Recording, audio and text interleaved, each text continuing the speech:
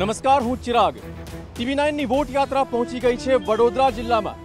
આ જિલ્લામાં હાલના સાંસદ અને ભાજપના હાલના ઉમેદવાર રંજનબેન ભટ્ટ, જેને ટક્કર આપી રહ્યા છે કોંગ્રેસના પ્રશાંતભાઈ પટેલ. ત્યારે જાણવાનો પ્રયત્ન કરીશું અહીંની જનતાના મિજાજને.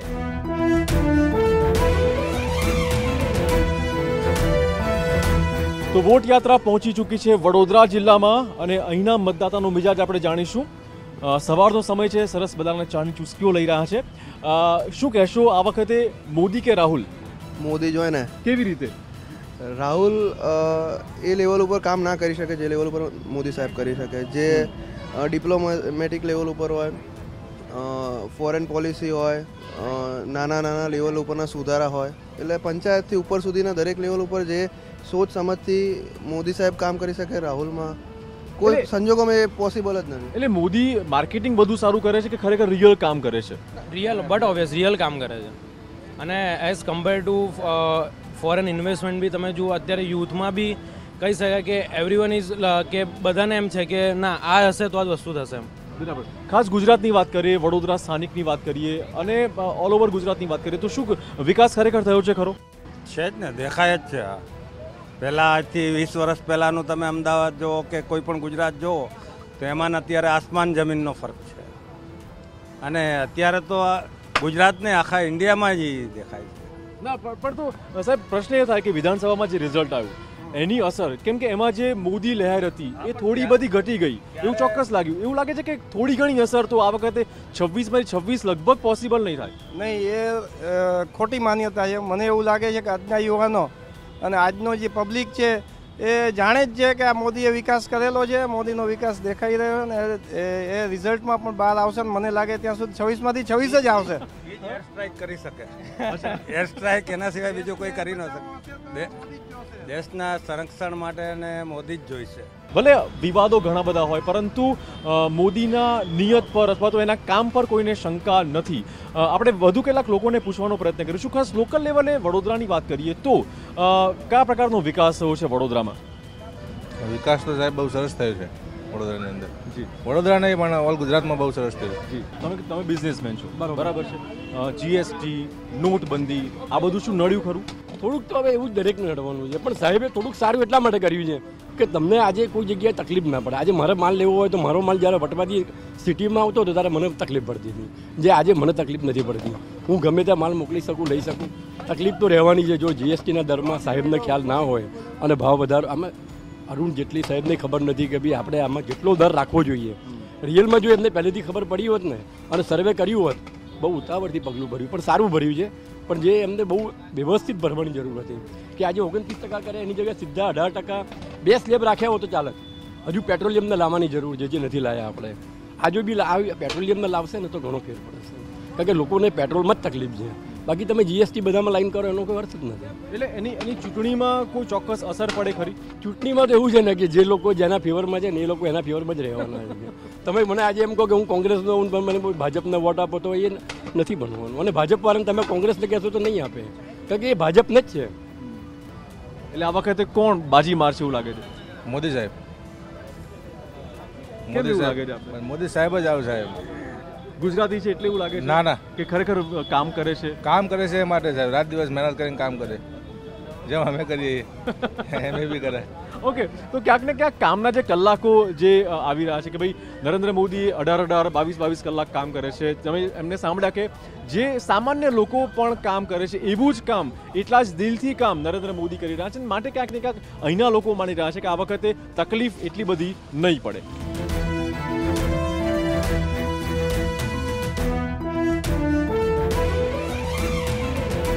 જાણી રહ્યા છે વડોદરા શહેરના લોકોનો મત, કયા પ્રકારનો માહોલ રાજકીય છે. આપણી સાથે જોડાઈ રહ્યા છે અહીંના એવા રિક્ષાવાળાઓ જે અનેક લોકોને મુસાફરી કરાવે છે, વડોદરા શહેર ફરાવડાવે છે.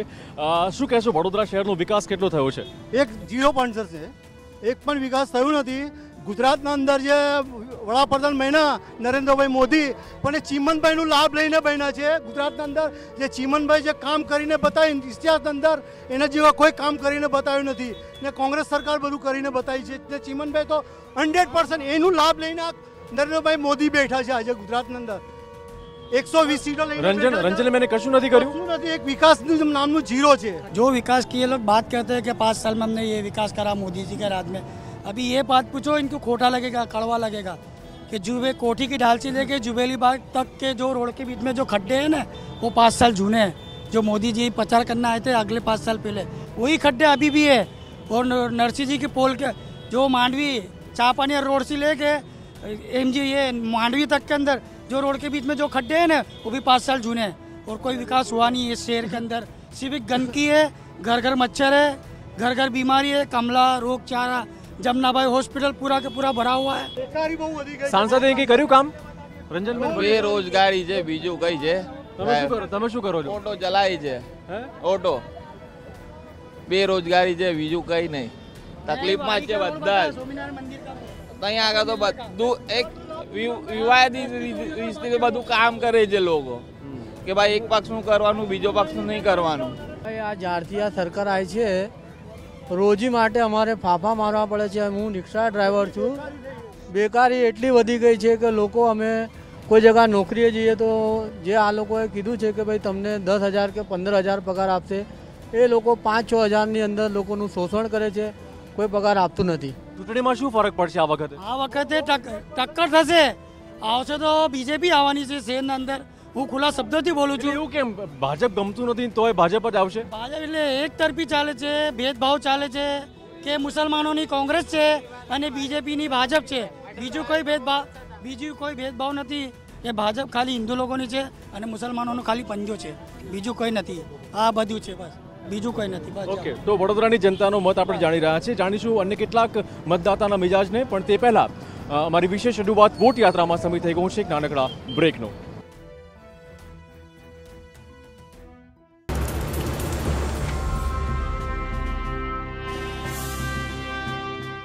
TV9 ગુજરાતીની YouTube ચેનલને સબસ્ક્રાઇબ કરો અને બેલ બટન જરૂરથી દબાવો જેથી દરેક વિડીયોના નોટિફિકેશન તમને મળતા રહે.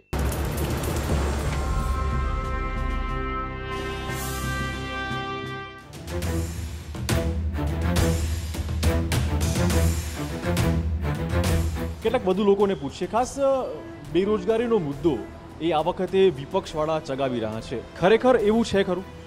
સાહેબ તમને આઈડિયા જ હશે, ઇન્ડિયા એક ડેવલપિંગ કન્ટ્રી છે, બરાબર છે. મોટા ભાગનું આપણું જે પોપ્યુલેશન છે એ બધા બહુ શું છે મિડલ ક્લાસ અને બહુ લોઅર ક્લાસ લોકો છે.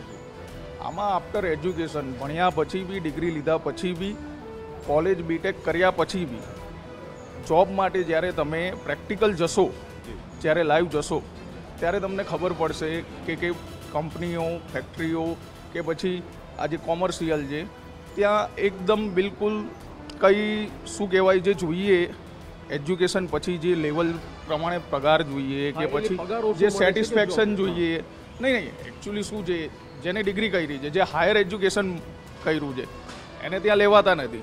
એને ત્યાં સપોઝ મેં ડિગ્રી કરી છે તો મને 20,000ની જગ્યાએ 10,000 ઓફર કરે અને લોઅર કામ ઓફર કરે તો ઓબ્વિયસ છે હું નથી કરવાનો. ભજીયા તો તળીશ જ નહીં. તો સાહેબ આ એ રીતનું છે જે લોકો જોતા નથી. વિકાસ થયો છે, નો ડાઉટ વિકાસ થયો છે. પ્લસ જે લોન બોન મળવી જોઈએ બહુ ઇઝી પ્રોસેસ કરી છે મોદી સાહેબે, એમાં કોઈ દો રાય નથી, કોઈ બે રાય નથી. પણ આ જે એજ્યુકેશન પાછળ છે ને જે પન્નું એમનું બહુ કાચું છે અને એનું કોઈ પોઈન્ટ ઉઠાવતું નથી, એ બદલ મને રોષ છે. બિલકુલ. ટૂંકમાં શિક્ષણ જે તમે ધારો કે બહુ જ હાયર ડિગ્રી મેળવી છે પરંતુ એ રીતની તમને જોબ નથી મળતી. કેટલાક વધુ લોકો સાથે વાત કરીશું. ત્યારે દેશના અંદર મોંઘવારીનો મુદ્દો સૌથી વધારે ચાલી રહ્યો છે. ત્યાર પછી જોઈએ તો આપણે દેશના અંદર બેરોજગારી પણ વધી રહેલી છે. અને જ્યારે ભાજપનું એક કેમ્પેન કે સૌનો સાથ સૌનો વિકાસ, તો આપણે જોઈ રહ્યા છીએ કે ગુજરાતના અંદર બી જે બીજેપી પાર્ટી તરફથી ટિકિટોની વહેંચણી થઈ રહી છે. તો સૌનો સાથ સૌનો વિકાસ છે તો દરેક પક્ષોના અંદર દરેક જાતિના લઈને ટિકિટોની બી વહેંચણી થવી જોઈએ. બિલકુલ. પરંતુ આ વસ્તુને બીજેપીએ સાઇડ અગેન્સ્ટ કરીને એવું દેખાઈ રહેલું છે કે બીજેપી ફક્ત એમના સાથે ખાસ લોકોને, ખાસ તબક્કાને લઈને સાથે ચાલી રહેલા છે. આજે એક માહોલ બનાવેલ છે એ લઘુમતીઓને વિકાસથી દૂર કરવાનો એક કેમ્પેનિંગ, એક સાજિશ ચાલી રહેલી છે. એટલે આનાથી આ દેશને એક નુકસાન થવાનું પૂરી સંભાવના છે. સૌનો વિકાસ એવું કહે છે. આપને કેવું લાગે છે આ વખતે રાજકીય માહોલ ચૂંટણીનો કયા પ્રકારનો છે અને મોદી કે રાહુલ આ બે જ વર્સિસ છે? ભાઈ આપણું તો એક જ કહેવાનું છે, બીજેપી સરકાર આવવી જોઈએ ઓર દેશનો વિકાસ હોવો જોઈએ. આપણું તો એક જ છે કે ભાઈ ચોક્કસ કહેવાનું છે કે મોદીને એકવાર ફરીથી સત્તામાં આવવાની જરૂરત છે. જે માણસને 5 વર્ષ હજે બીજા મળે તો કામ કરવાની ચોક્કસ હોવે, બાકી 5 વર્ષમાં કાંઈ થાય નહીં. અમુક લોકો એવું માની રહ્યા છે કે નરેન્દ્ર મોદીએ ખાસ વિકાસ કર્યો છે. વડોદરામાં અનેક લોકો એવા છે કે જેમને વિકાસ દેખાય છે. અમુક લોકોએ એવું પણ કીધું કે તમે જે ભણો છો એ પ્રમાણે તમને નોકરીઓ મળતી નથી. ખાસ સાહેબ શું કહેશો, વિકાસનું મોડેલ અને ખાસ આ વખતે ઇલેક્શનનો માહોલ કયા પ્રકારનો છે? ધીસ ટાઈમ તો મોદી સરકાર જ આવશે, કારણ કે એમને જે કામ કર્યું છે એ બહુ મહત્ત્વપૂર્ણ છે. એ બધું આટલું સેક્રિફાઈસ કરીને બધું કામ કરે છે, તો that is a very good thing. અને એમનું વિઝન બી બહુ સારું છે. ગુજરાત માટે જે કર્યું છે એને, દેટ ઇઝ વેરી વેલ્યુએબલ. તો આઈ ફીલ કે મોદીજી જ આવવા જોઈએ. સામે વિપક્ષ નબળો પડે છે એટલા માટે નરેન્દ્ર મોદી આવશે? ના, એવું નથી. વિપક્ષ નબળો નથી, બટ હવે શું છે કે દેશની જનતા જે છે એ હવે જાગૃત થઈ ગઈ છે. બધાને એમ છે કે ભ્રષ્ટાચારને બધું ઓછું થાય, કારણ કે દેશનો નેતા જો કરપ્ટ ના હોય તો ફરક પડી જાય. એમ કે એ બી એક ઇમ્પ્રેશન સારી છોડે કે ભાઈ મોટિવેશન મળે યંગસ્ટર્સને બી કે મોદીજીની કોપી કરવાની બધાને મોટિવેશન મળે. યંગસ્ટર્સ તો એવું કહે છે કે ઘણા યંગસ્ટર્સ એવું કહે છે કે બેરોજગારી છે, તમે બહુ જ ભણો છો પણ એ લેવલની જોબ તમારા માટે છે નહીં. હવે એવું છે કે આટલા ટાઈમથી ઇન્ડિયામાં ગ્રોથ જે છે એ સ્લો રેટ પર જતો હતો, but for the time being એવું છે કે ધીમે ધીમે India is also scoping up with all the markets. બહાર યુએસની જે માર્કેટ જે બધા છે, we will be on level with them only. તો એવું કંઈ ખાસું એલું જરૂરત નથી. ઇન્ડિયા બી એમ્પ્લોયમેન્ટ વધશે ઇન્ડિયાનું ધીરે ધીરે. દરેક ઇલેક્શનમાં આતંકવાદ આવી જાય, પાકિસ્તાન આવી જાય, એટલે ભાઈચારો પણ સદભાવના પણ યથાવત રહે તેવું અનેક લોકો ઈચ્છી રહ્યા છે.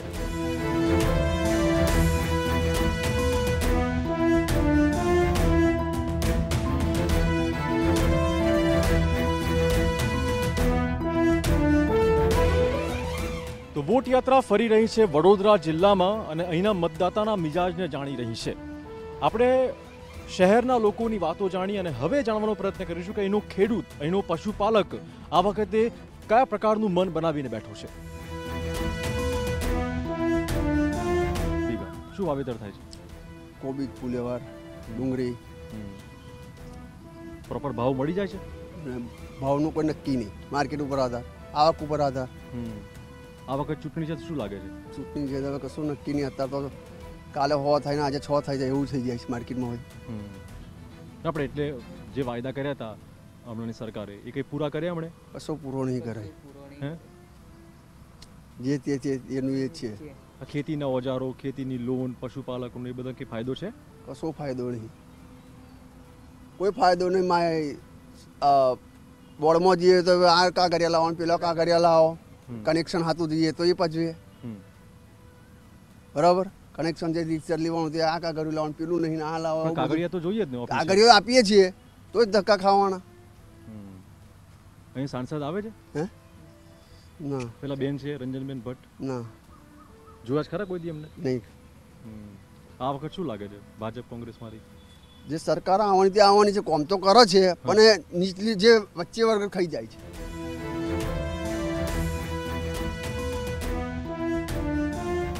મૂળ મુદ્દો ખેડૂતોની વાત કરીએ તો પેલા પાક વીમાનો મુદ્દો. પાક વીમો તો પૂરો જ, પાક વીમાનો તો પૂરો જ હોય વીમો. હા, એટલે ખેડૂતને કશું ના મળે, કારણ કે બધું વેપારીઓ જ બધું ને દલાલો જ બધું એ કરે.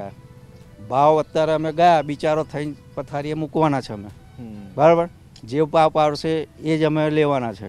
એમનો આગળ ભાવ તો ટાઈટ જ હોય. માનનો ઘસારો અહીં માર્કેટમાં થયો એટલે ભાવ ડાઉન થઈ જાય અને તઈ તેજી હોય. મહારાષ્ટ્ર બાજુ છે, સુરત છે, એ બાજુ તેજી હોય. અહીંના સાંસદ રંજનબેન ભટ્ટ છે, હા, એને ચોક્કસ કામો કરે તમારા લોકો માટે? કશું નહીં, કોઈ આવતું જ નહીં ને. અહીં કોઈ બી નહીં આવતું. અહીં ખેડૂતનો બહુ મોટો જ પ્રશ્ન છે. આ વખતનું શું લાગે છે ભાજપ કોંગ્રેસમાંથી? એ તો હવે કોઈ રસ નહીં આવે તો મોદી જ આવવાનો છે. એવું કેમ? આમ તમે કોઈ કામ નહીં કર્યા, કામ નથી કર્યા પછી પણ એને માનીએ છીએ, માને છે. ગમે તે ફેમિલીની મેં કોઈ વ્યક્તિ હોય, ગમે તે હોય, પણ વડીલ જે વ્યક્તિ હોય એનું માનતો હોય ને, એવી રીતે મોદીનું માન છે.